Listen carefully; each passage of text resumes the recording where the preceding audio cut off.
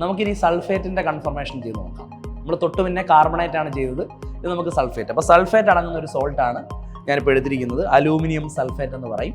അപ്പോൾ അത് ഞാൻ വാച്ച് ഗ്ലാസ്സിൽ എടുത്തിട്ടുണ്ട്, സ്പാച്ചുല എൻ്റെ കയ്യിലുണ്ട്.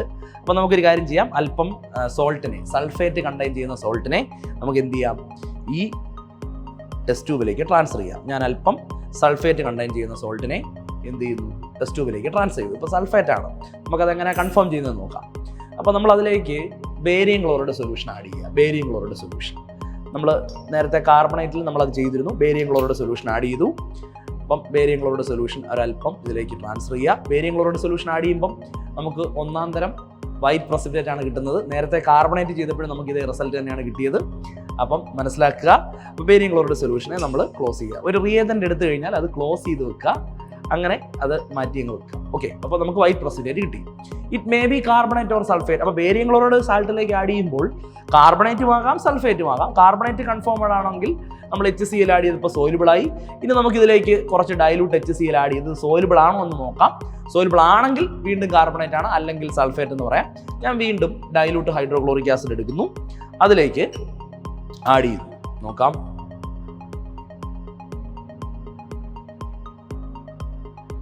അല്പം ഡൈലൂട്ട് ഹൈഡ്രോക്ലോറിക് ആസിഡ് ആഡ് ചെയ്തു, നന്നായിട്ട് ഷേക്ക് ചെയ്യുന്നു.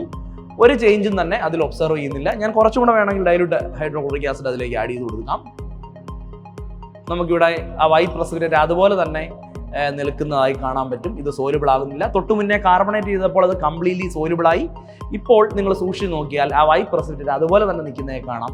This will confirms the presence of sulphate in the salt. അപ്പോൾ SO4 അഥവാ സൾഫേറ്റ് റാഡിക്കൽ നമ്മുടെ സോൾട്ടിലുണ്ടെന്ന് മനസ്സിലാക്കാം. അങ്ങനെയാണ് നമുക്ക് സൾഫേറ്റിനെ കൺഫേം ചെയ്യാൻ. അപ്പോൾ ഞാൻ ഒന്നുകൂടെ പറയാം, white precipitate soluble dilute HCl ആണെങ്കിൽ, സോലുബിൾ ആണെങ്കിൽ കാർബണേറ്റ് ഇൻസോലുബിളാണ്. ഇതുപോലെയാണെങ്കിൽ ഇൻസോലുബിൾ ആണ് ഇതിപ്പോൾ, അത് സൾഫേറ്റിനെ കൺഫേം ചെയ്യുന്നു. അപ്പോൾ നമുക്ക് സൾഫേറ്റിനെ ഒരിക്കൽ കൂടി കൺഫേം ചെയ്യാം. മറ്റൊരു കൺഫർമേറ്റീവ് ടെസ്റ്റും സൾഫേറ്റിന് അവൈലബിൾ ആണ്. ഇപ്പോൾ തന്നെ നമുക്ക് കാര്യങ്ങൾ ഏകദേശം മനസ്സിലാക്കാം, ഇതിൽ സൾഫേറ്റ് ഉണ്ടെന്ന് നമുക്ക് ഉറപ്പിക്കാം. അടുത്തത് വീണ്ടും ഞാൻ അല്പം സോൾട്ടിനെ ടെസ്റ്റ് ട്യൂബിലേക്ക് വീണ്ടും എടുക്കുന്നു.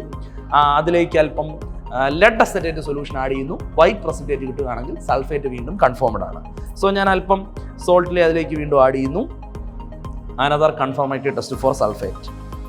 ഒരു നിശ്ചിത എമൗണ്ട് എന്ത് ചെയ്യുക, സോൾട്ടിനെ ഞാൻ ടെസ്റ്റ് ട്യൂബിലേക്ക് ട്രാൻസ്ഫർ ചെയ്തു. ഞാൻ അതിലേക്ക് അല്പം ലെഡ് അസറ്റേറ്റ് സൊല്യൂഷനെ ആഡ് ചെയ്യുന്നു. അപ്പോൾ നിങ്ങൾ ശ്രദ്ധിക്കാം, നമുക്ക് നോക്കാം എങ്ങനെ ആഡ് ചെയ്യുന്നു. അപ്പോൾ അല്പം ലെഡ് അസറ്റേറ്റ് സൊല്യൂഷനെ സോൾട്ടിലേക്ക് ആഡ് ചെയ്യുന്നു. അത് നമുക്ക് ഒഴിച്ചപ്പോഴേ ഒരു നല്ല വൈറ്റ് പ്രസിപ്പിറ്റേറ്റ് അവിടെ കിട്ടിയിട്ടുണ്ട്. ഇത് പിന്നെയും സൾഫേറ്റിൻ്റെ കൺഫർമേഷനാണ് കാണുന്നത്. അപ്പോൾ സൾഫേറ്റിനെ നമുക്ക് രണ്ട് രീതിയിൽ കൺഫേം ചെയ്യാം. ആദ്യം സോൾട്ടിലേക്ക് ബേരിയം ക്ലോറൈഡ് സൊല്യൂഷൻ ആഡ് ചെയ്യുക, വൈറ്റ് പ്രസിപ്പിറ്റേറ്റ് കിട്ടുന്നു. That precipitate is not soluble in dilute hydrochloric acid. White precipitate എവിടെ സോലുബിൾ ആകരുത്, ഡൈലൂട്ട് ഹൈഡ്രോക്ലോറിക് ആസിഡിൽ സോലുബിൾ ആകരുത്. അതുപോലെ തന്നെ സോൾട്ടിലേക്ക് ലെഡ് അസറ്റേറ്റ് സൊല്യൂഷൻ ആഡ് ചെയ്യുന്നു, വീണ്ടും നമുക്ക് വൈറ്റ് പ്രസിപ്പിറ്റേറ്റ് കിട്ടി.